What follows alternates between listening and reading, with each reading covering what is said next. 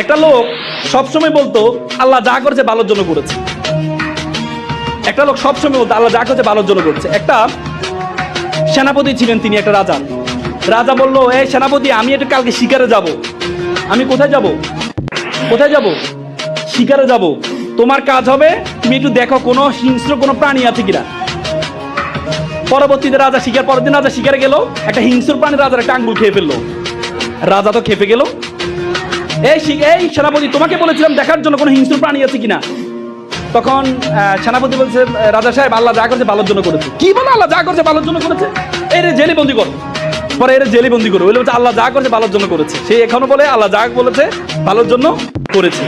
এরপরে পরের দিন সে রাজা আবার শিকারে যাবে। অন্য সেনাপতি বলে, সেনাপতি দেখার পর ওখানে শিকারে গিয়েছে। যাওয়ার পর একটা হিংস্র বন্য প্রাণী ধরেছে।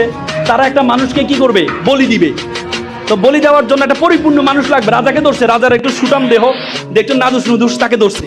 ধরার পর দেখা যায় রাজার আঙ্গুল নেই।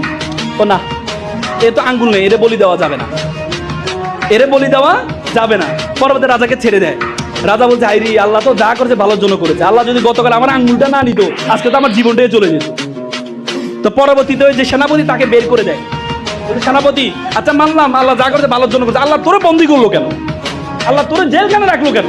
বলছে, রাজা সাহেব আপনি বুঝতে পারেন নাই, কালকে যদি আপনি আমাকে বন্দি না করতেন তাহলে আপনার সাথে কে যাইতো? আমি যেতাম। তো পরিপূর্ণ কে ছিল? আমি ছিলাম। তাহলে বলি হলে কে হইতো? আমি হইতাম। আল্লাহ আমাকে বাঁচাইছে বলে একদিন আমাকে জেলে রাখছে।